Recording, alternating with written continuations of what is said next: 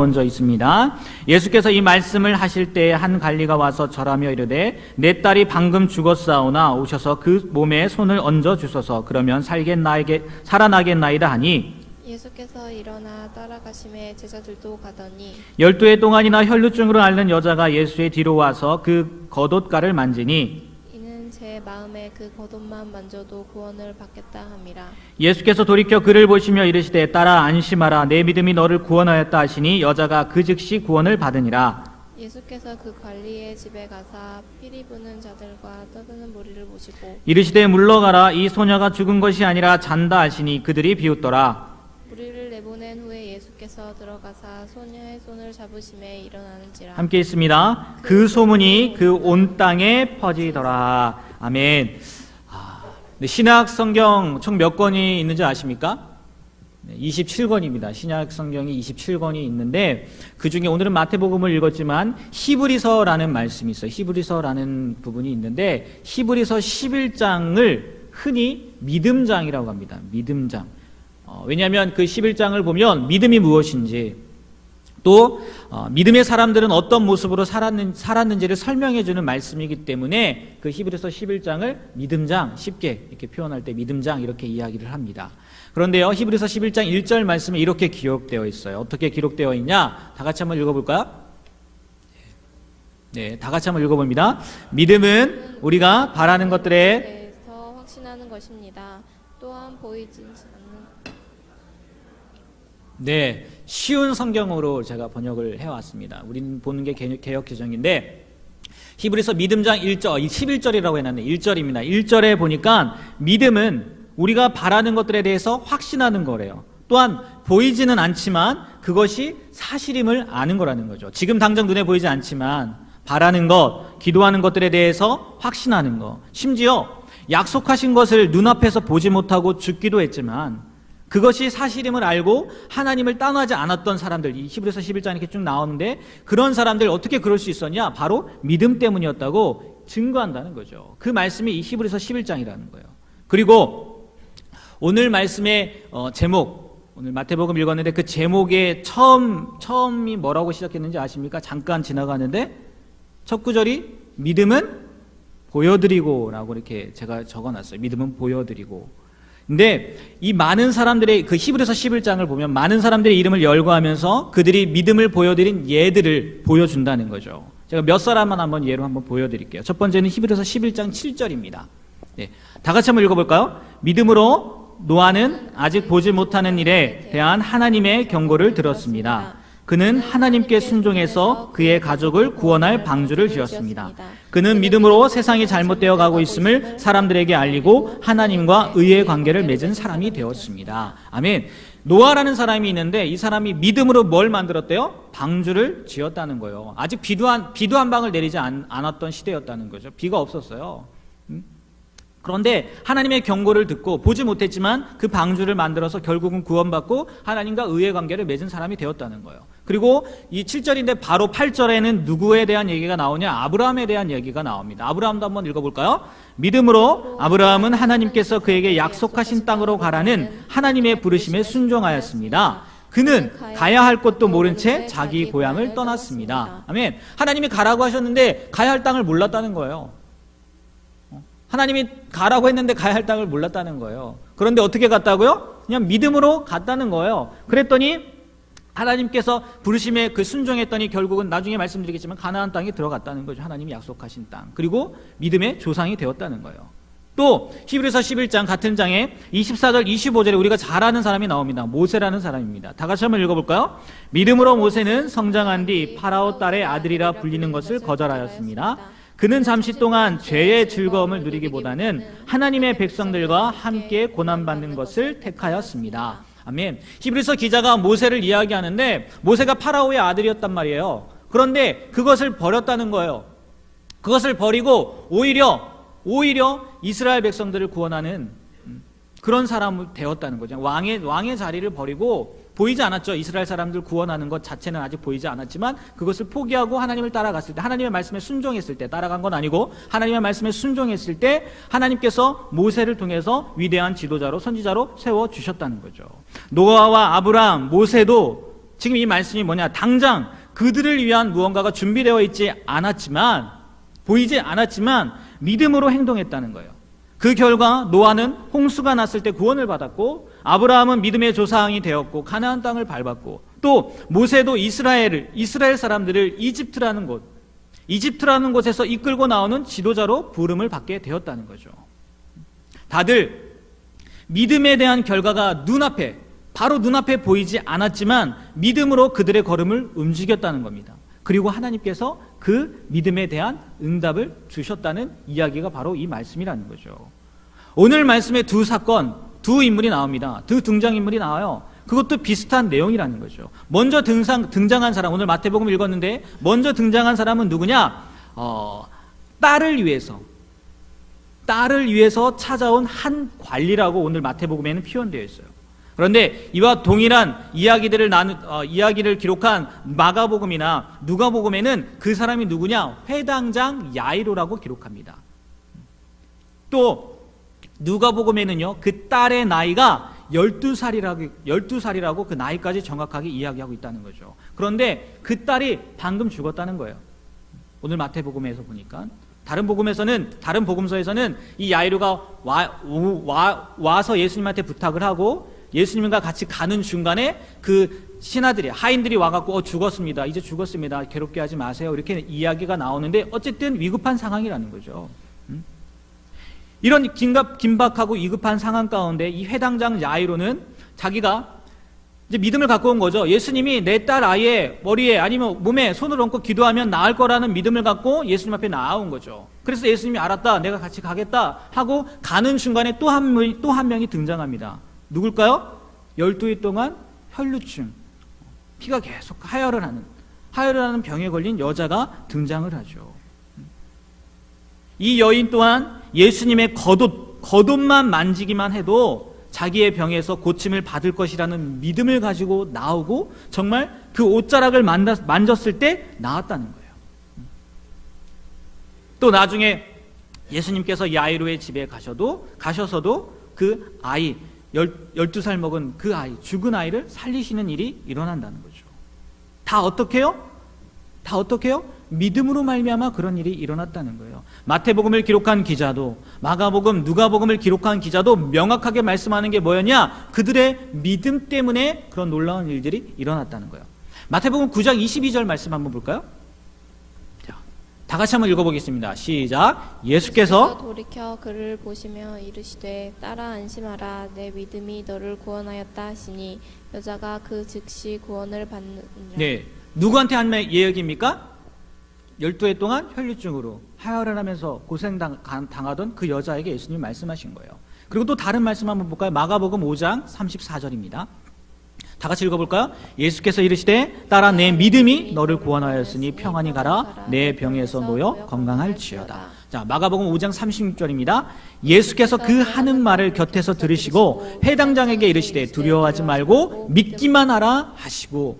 무슨 얘기입니까? 예수님이 그 회당장이 이야기를 듣고 아이를 고치러 갔어요. 근데 죽었다는 거죠. 이미 죽었어요. 그러니까 사람들이 괴롭히지 말라고 그렇게 이야기하니까 예수님이 회당장에게 얘기하는 거예요. 뭐라고요?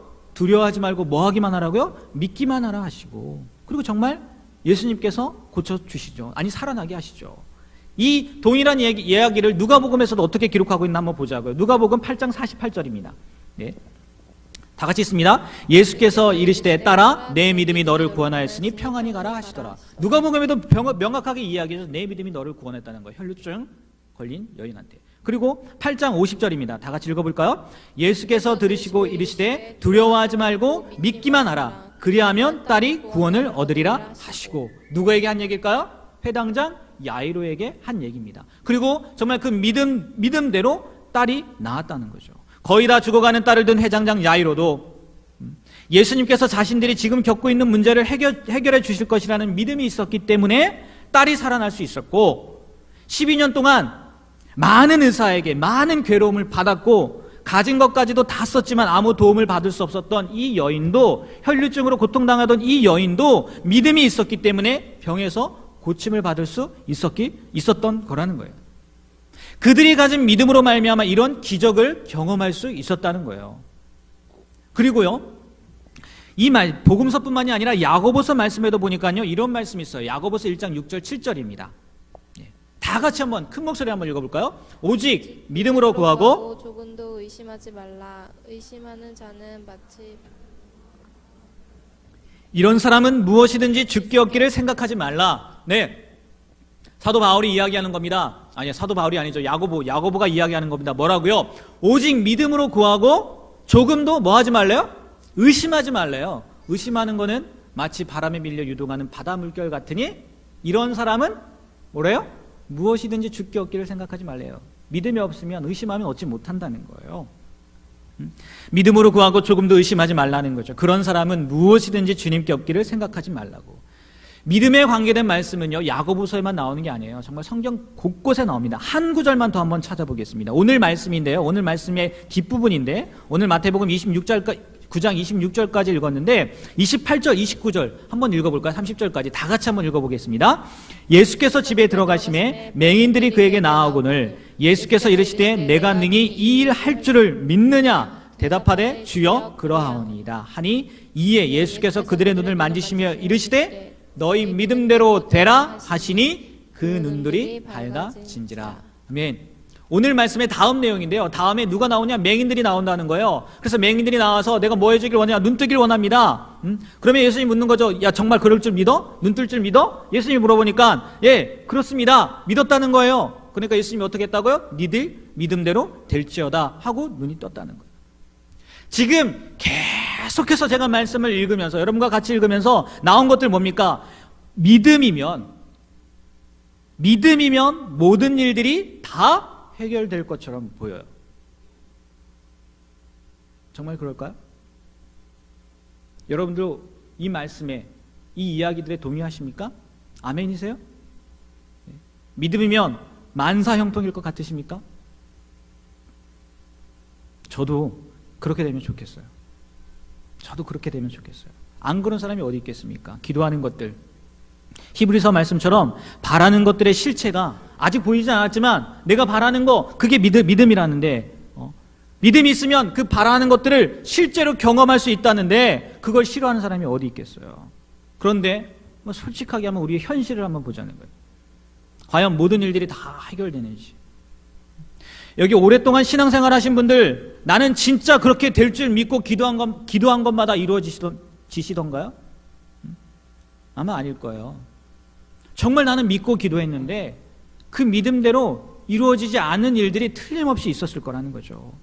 그래서 간혹 이루어지지 않았을 때 아직도 내 믿음이 부족한가 봐. 믿음대로 다 된다고 했는데 나는 안 된 거 보니까 아직도 내 믿음이 부족한 건가 봐. 이렇게 자책한 적은 없습니까? 예전에 제가 시골에서 목회를 할 때요, 조금 이상한 교회가 주변에 하나 있었어요. 근처에 하나 있었는데 거기서요, 정말 거기서는 기도하면 다 낫는다는 믿음을 그런 가진 사람들이 다니는 교회였어요. 많은 병자들이요 그 교회에 가서 기도하고 심지어 공동체 생활까지도 하는 그런 사람들도 있었다는 거예요. 그러면 그 교회 다니는 사람들, 병들어서 온 사람들 다 나았을까요? 네. 다 나았을 것 같습니까? 절대 그러한 일은 일어나지 않았어요. 그곳에서 죽는 사람들도 있었다는 거예요. 그러면 그 사람들 다 믿음 가지고 와서 믿음으로 기도하면, 성경에 이렇게 나와 있으니까 기도하면 낫는다고 하고 그 믿음 갖고 왔는데, 그럼 죽은 사람들은 뭡니까? 아마 많이 모르겠어요. 저는 듣진 않았지만 제 생각에는 아마 믿음이 부족해서라고 생각했겠지요. 믿음이 부족해서라고. 그런데요, 들리는 소문, 제가 직접 얘기 들은 건 아닌데 들리는 소문이 뭐냐? 죽으면, 믿음으로 기도했는데도 병이 낫지 않고 죽으면 더 좋은 천국을 간 것이니까 슬퍼하지 말라고 이렇게 얘기했다는 거예요.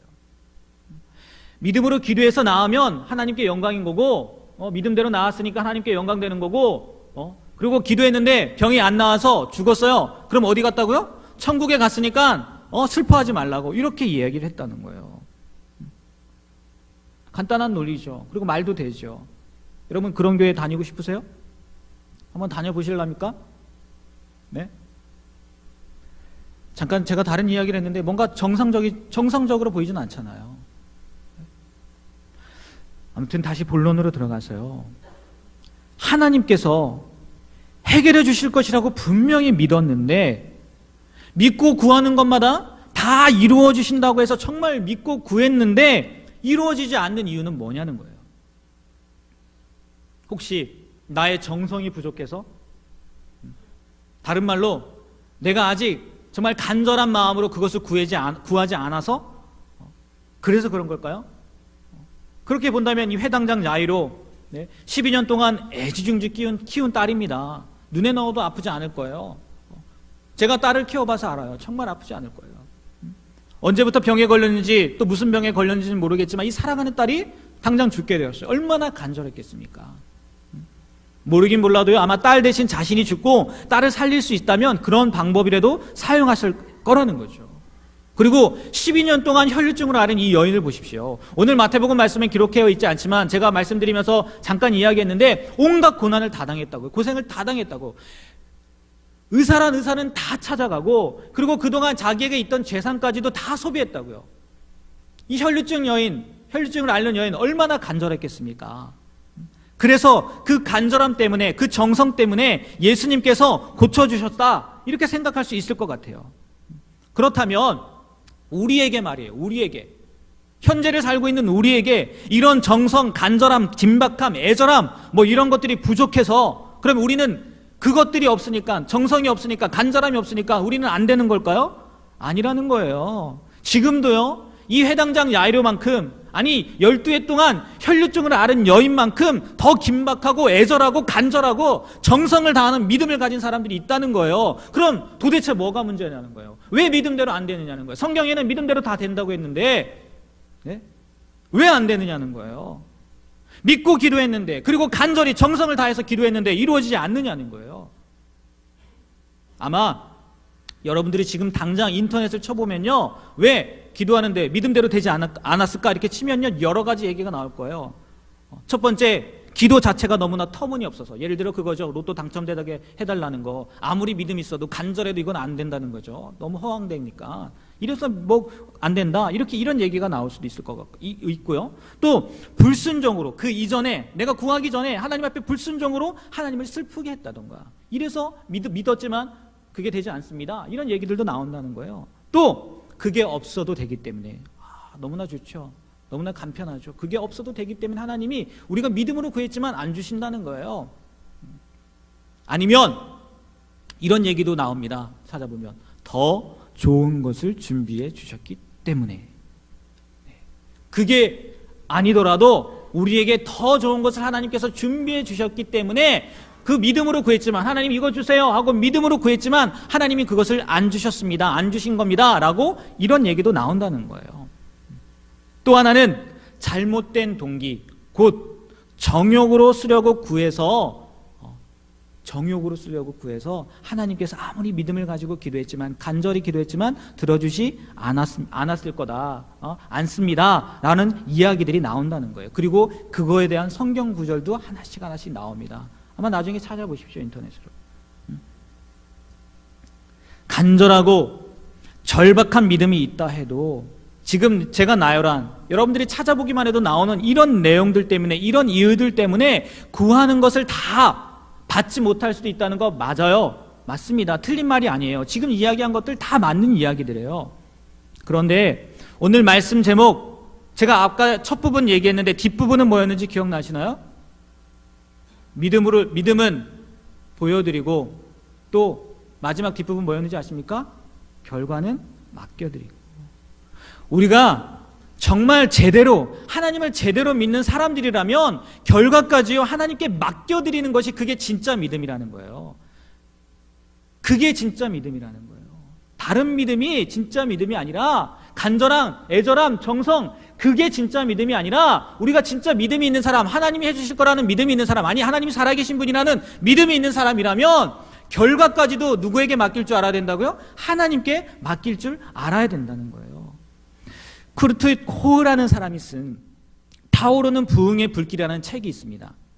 인도네시아에 있었던 놀라운 부흥의 역사에 대한 기록의 책인데, 우리 인도네시아에서 오셨는데 그 책인데 거기에 이런 얘기들이 나옵니다. 성령님께서 어떻게 임하시고 사람들을 변화시키시고 놀라운 일들이 일어나고 있는지에 대한 그런 기록들을 기록을 해놓은 책입니다. 거기에 이런 내용이 있어요. 부흥의 과정에서, 이제 전도하는 과정에서, 전도하면서 예수님을 전하면서 많은 치유, 병고침의 역사들이 이루어졌는데, 전도자들이, 거기 가서 복음을 전하는 전도자들이 전도하면서 동시에 치유, 오늘 말씀에 나왔던 것처럼 치유에 대한 기도를 하였고, 많은 이들이 복음도 받아들이며 치유의 역사도 경험했다는 거예요.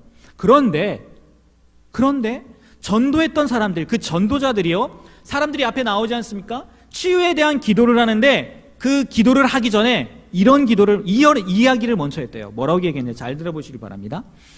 우리는 하나님께 당신의 병을 고쳐달라고 기도할 것입니다. 하나님께서 병을 고치실지 안 고치실지 우리는 알지 못합니다. 그러나 당신은 병이 낫든지 낫지 않든지 회개하여 합니다. 이런 말을 했다는 거예요. 그러면 이 전도자들이 믿음이 없으니까, 이 사람이 병이 나을지 안 나을지 잘 모르니까 믿음이 없어서 그렇게 기도한 걸까요? 기도하기 전에 이야기한 걸까요? 아마 인도네시아라는 땅에 가서 복음을 전할 정도라면 그들의 믿음은요, 결코 작은 믿음은 아닐 거예요. 그리고 그들의 믿음이 아닐지라도 병을 고치기 위해서, 병 고침을 받기 위해서 앞에 나온 사람들 야이로만큼 믿음이 없었겠습니까? 혈루증을 12해 동안 앓은 여인만큼 믿음이 없었겠습니까? 아마 있었을 거라는 거죠. 그런데 그런 그들에게 복음을 들고 간 사람들이 한다는 말이 뭐예요? 하나님이 고치시지 않을지 우리는 모른다는 거예요. 이런 무책임한 말이 어디 있습니까? 그걸 보고 누가 믿으라는 거예요? 오늘 예수님께서 말씀하신 것처럼 두려워 말고 믿기만 하십시오. 다 고침받을 겁니다. 다 치유받을 겁니다. 염려하지 마십시오. 이렇게 선포해야 되는 거 아니에요? 그런데 그들은 그렇지 않았다는 거예요. 제가 이 이야기를 보고 오늘 말씀을 보면서 이런 생각이 들더라고요. 만약 예수님께서 그 인도네시아의 복음 전하는 현장 가운데 계셨다면, 아니면 오늘 우리가 사는 이 현장 가운데 계셨다면 예수님은 틀림없이 다 고쳐주셨을 것 같아요. 다. 그런데 이 육체의 몸을 입고 오신 예수님 2000년 전에 오셨다가 가셨잖아요. 그런데 다시 예수님이 이 땅 가운데 오시면 무슨 일이 일어나는지 아십니까? 네? 예수님이 다시 오세요. 그럼 무슨 일이 일어나는지 아세요? 네, 끝나는 거예요. 세상 끝나는 거예요. 예수님 다시 오시면 우리 끝이에요. 뭐 병고침 이런 거 아무 상관없어요. 그냥 예수 믿으면 천국이고 믿지 않으면 지옥이에요. 끝이에요. 그래서 예수님이 다시 오시지는 않을 것 같고, 아니 오셔야 되는데 예수님이 만약에 우리 현장 가운데 있었다면 다 고치셨을 것 같다는 생각은 들더라고요. 왜? 일단 예수님 믿어야 되니까. 지금 다음부터 할 얘기인데요. 예수님 믿어야 되니까. 오늘요, 성경을 통해서 또 이야기, 그 인도네시아 이야기를 통해서 우리에게 말씀해 주시는 것은 뭐냐? 참 믿음. 제가 조금 전에도 말씀드렸지만 참 믿음은 그 뒤에 결과까지도 하나님께 맡기는 게 참 믿음이라는 거예요. 대신에 우리는 더 근본적인 것에 신경을 써야 된다는 거예요. 그리고 그 문제에 있어서만큼은 결코 응답되지 않음이 없다는 것을 기억하시길 바랍니다. 그 믿음은요, 다 된다는 거예요. 근본적인 믿음, 이 믿음을 가지면 그거는 100% 응답받는다는 거예요. 무슨 얘기냐? 예수님께서요, 병을 치료하시면서 자주 하시는 말씀이 있었어요.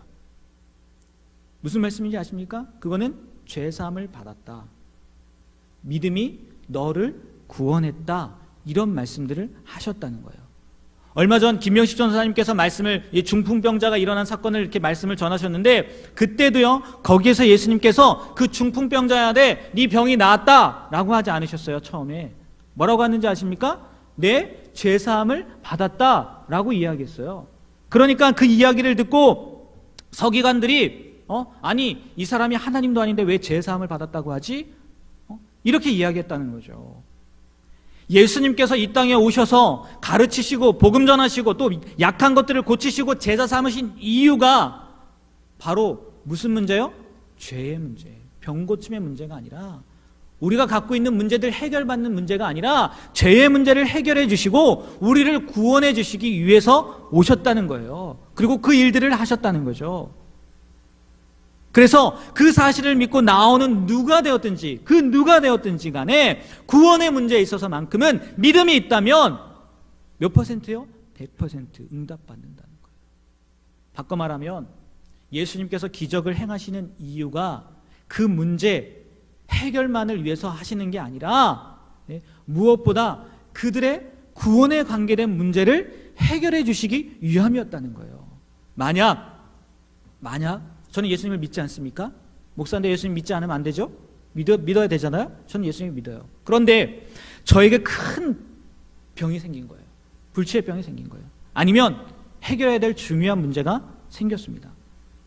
전능하신 하나님께서 믿음으로 구하는 거 다 들어주신다고 했으니까 저도 아마 굳건한 믿음을 가지고 기도할 거예요. 인간에게 나아야 되지 않습니까? 병 나아야 되잖아요. 문제 해결받아야 되잖아요. 그래서 아마 기도할 거예요. 병 낫기를 기도하고 문제가 해결되기를 기도할 거예요. 그런데 그렇게 되면 얼마나 좋아요. 만약에 병이 낫지도 않고 문제도 해결되지 않았어요. 그럼 전 어떨까요? 낙심하겠죠. 왜 병을 고쳐주시지 않는지. 근데 목사인데 정말 하나님 앞에 이렇게 헌신하고 살고 있는데 왜 그 문제들을 해결해 주시지 않는지 낙심하겠죠. 그러나 한 가지 변함없는 사실은 뭘까요? 예수님을 믿는 믿음에서는 떠나지 않을 거라는 거죠.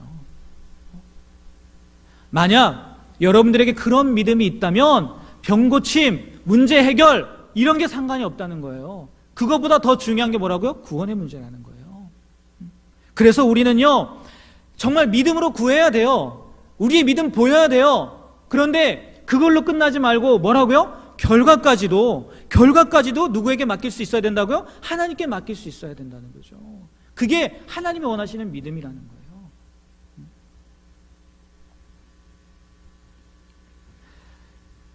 정말 여러분들이 기도하는데 정말 나는 간절한 마음으로 믿음을 가지고 기도했는데도 내 생각대로 되지 않았다 할지라도요 결과는 하나님께 맡겨드리고 내게 주어진 상황을 받아들이고 그리고 정말 이것을 통해서 하나님이 무엇을 말씀하시는지 깨닫는 그런 귀한 은혜가 있었으면 좋겠어요.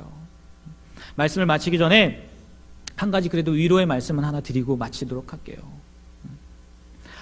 자, 누가복음 6장 45절 말씀에 보면 이런 말씀이 있습니다. 다 같이 한번 읽어볼까요? 선한 사람은 마음에 쌓은 선에서 선을 내고 악한 자는 그 쌓은 악에서 악을 내나니 이는 믿음에 가득한 것을 입으로 말함이니라. 네, 선한 사람은 마음에 쌓은 그 무엇이 있든지 마음에 쌓은 것을 내보낸다는 거예요. 우리의 마음이 무엇이 있든지 그 마음에 쌓인 것이 있다면 내보낸다는 거예요. 그래서 선한 사람은 그 마음에 쌓은 선으로 그 사람에게서 선한 것이 나온다는 거예요.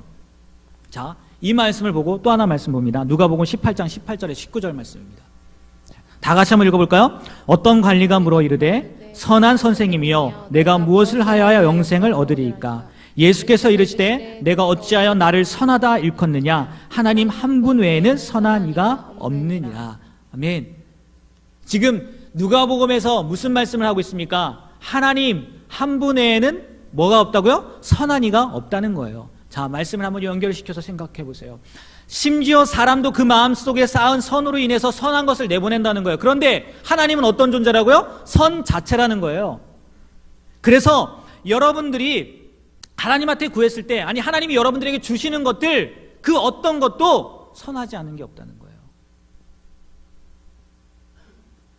그래서 그런지요 디모데전서 4장 4절을 보면 이런 말씀이 있습니다. 하나님께서 지으신 모든 것이 선함에 감사함으로 받으면 버릴 것이 없나니. 여러분, 결과 맡겨드리는 거 너무 막연합니다. 그리고 내 뜻대로 안 될 수도 있어요. 내가 원하는 대로 안 돼서 낙심될 수도 있어요. 하지만 위로의 말씀 하나 드린다면 하나님은 선한 분이라는 거예요. 우리 아까 다혜가 기도할 때 사랑이 많으신 예수님 했는데요, 사랑이 많은 정도가 아니라 예수님은 사랑이에요. 사랑 자체라고요. 사랑이 많다는 얘기는 뭡니까? 조금이라도 부족한 부분이 있다는 거잖아요. 그런 분이 아니라는 거예요. 하나님도 마찬가지라는 거예요. 하나님은 선 자체라는 거예요. 그래서 여러분에게 주시는 것들이요, 다 뭐라고요? 선한 것들이라는 거예요. 하나님이 주신 것이라면. 그러니까요, 결과 맡겨드리는 것에 대해서 두려워하지 마십시오. 내 뜻대로 되지 않는다고 해서 두려워하지 마십시오. 왜요? 하나님은 선한 분이시기 때문에. 그래서 우리에게 주어지는 결과도 결국은 어떻게 된다고요? 선하게 만드신다는 거죠. 이 믿음을 가졌으면 좋겠어요. 이게 진짜 믿음이라는 거예요. 진짜 믿음이라는 거예요. 여러분들의 믿음을 하나님께 보여드리고요, 결과까지 맡겨드리는 그런 귀한 믿음을 소유하게 되길 주님의 이름으로 부탁드립니다. 네, 기도하겠습니다. 하나님께서 지으신 모든 것이 선함에 감사함으로 받으면 버릴 것이 없다는 이 말씀을 기억하게 하여 주시옵소서. 우리의 결과까지도, 우리의 믿음의 결과까지도 하나님께 내어드릴 수 있는, 하나님께 맡겨드릴 수 있는 진실된 믿음의 소유자가 되길 간절히 소망합니다. 그리하여 무엇이 되었든지 간에 하나님께서 선한 것으로 우리에게 주신다는 그 믿음으로 흔들리지 않게 하여 주시고, 이 세상 가운데 살면서 담대하게 감사하며 살아갈 수 있는 우리가 되게 하여 주시옵소서. 예수님의 이름으로 기도합니다. 아멘.